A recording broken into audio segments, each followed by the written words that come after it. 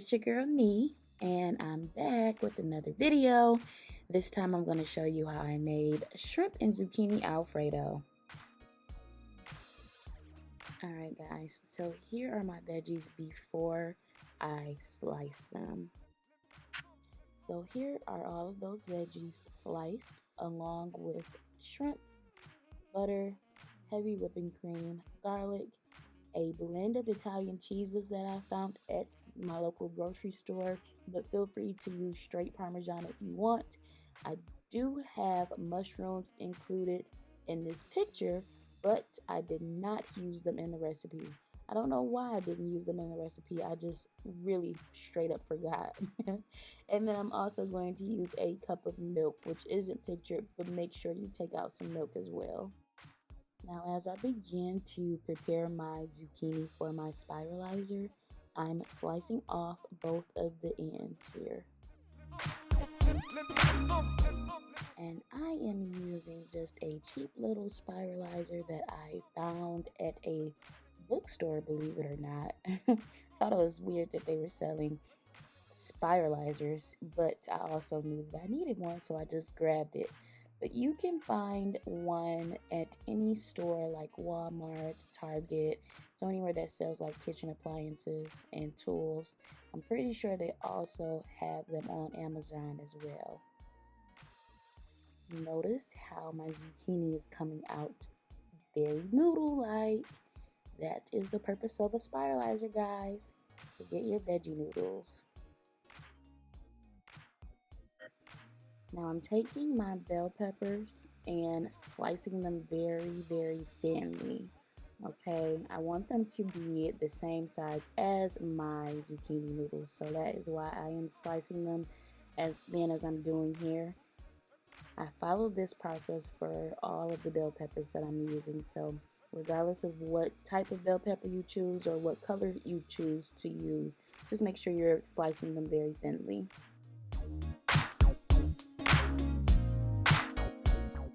Now I'm using my onion and slicing it thinly as well. Go ahead and slice your green onion.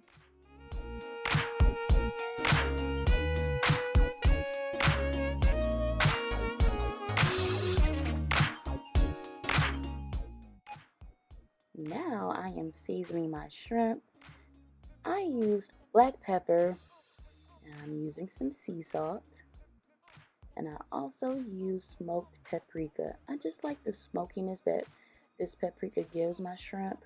You can totally use whatever seasonings you want to, however you want your shrimp to taste, but this is what I decided to use here, and also some garlic powder.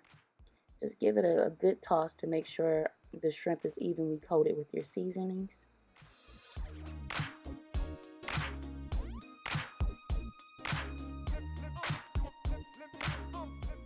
Now I have added about a tablespoon of garlic to a tablespoon of butter, and I am just going to saute those two ingredients just until the garlic becomes flagrant to smell. So that just means that, you're getting a really good smell of that garlic. And at that point, I am going to go ahead and add in my shrimp. Now you should cook your shrimp until it becomes just barely pink, right? Because if you overcook shrimp, it gets really tough, it gets rubbery, and nobody wants to eat rubbery, tough shrimp. So just cook it until it becomes lightly pink.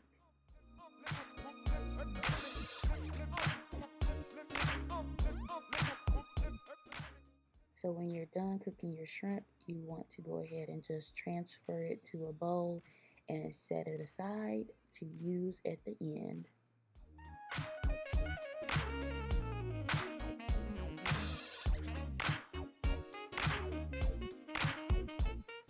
So I am adding another tablespoon of butter to my pan before I add my bell peppers. I add my bell peppers first, and I add them by themselves so that they can cook a little bit longer before I add in my onion. They are a little bit tougher, so you want to give them extra time to cook. Now I'm adding in my onion, Keep in mind everything is sliced very thinly, so you don't want to overcook your veggies. So just be sure you're not cooking them for too long because then they'll get very soggy and mushy.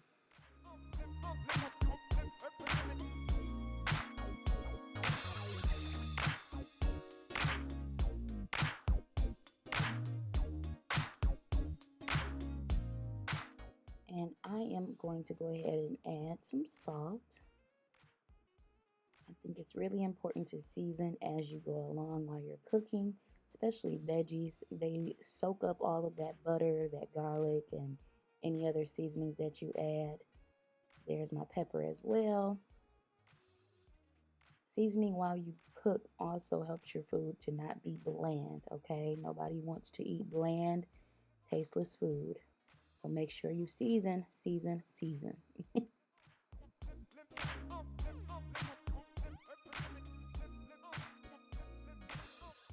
So I've added about a tablespoon of butter again and just some more garlic, and I'm giving it a toss because I'm going to add in my zucchini noodles, and I want them to get some of that butter and garlic taste as well.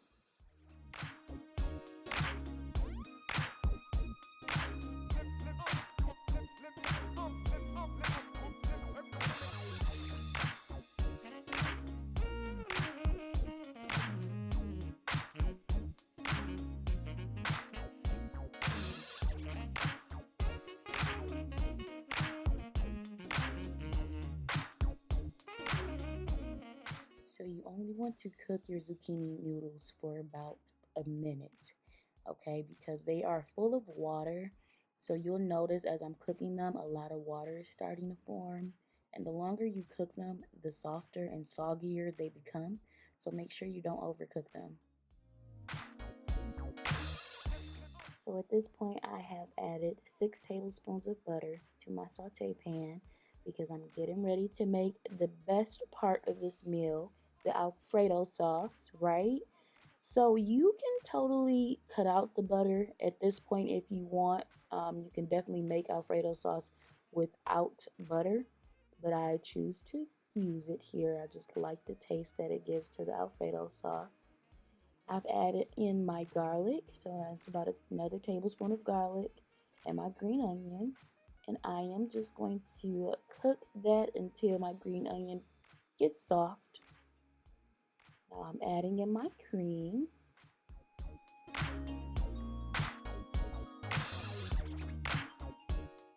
Now go ahead and add in your cup of milk along with your 2 tablespoons of flour, and give all of those ingredients a stir because you want them to cook together before you add in your next ingredient, which is the cheese. Now, I found my Italian cheese at a local grocery store. You can use straight Parmesan cheese, um, whatever type of cheese you want to use, but typically for an Alfredo sauce, you always are going to use a Parmesan cheese or a blend of Italian cheeses like I'm doing here. And I'm just using my favorite garlic seasoning to give my sauce a little bit more flavor. I'm also going to toss in some pepper, but again, we season to taste as we're cooking. So taste your sauce and add whatever you feel like it needs.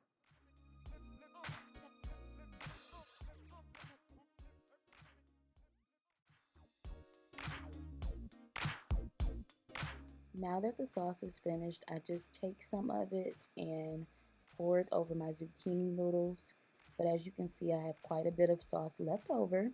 So feel free to double up on the zucchini noodles, or you can always use regular pasta as well. And I am just giving it a good toss to make sure all of my zucchini noodles are coated with the sauce. Now, I did not get a video of myself plating my food, but I think you get the picture. Just take your zucchini noodles, plate them, and then you want to go ahead and top it with the shrimp. And I added parsley just for visual purposes, right? It always makes the food look so good. But trust me, it's already beautiful with all of the colors there. The flavor is there. This recipe is just hands down one of my favorites. So I hope you enjoyed watching this video here. I hope even more that you enjoy this recipe if you decide to make it yourself. Let me know how it turns out. Be sure to like, comment, subscribe, and share this video. I love you guys. Bye.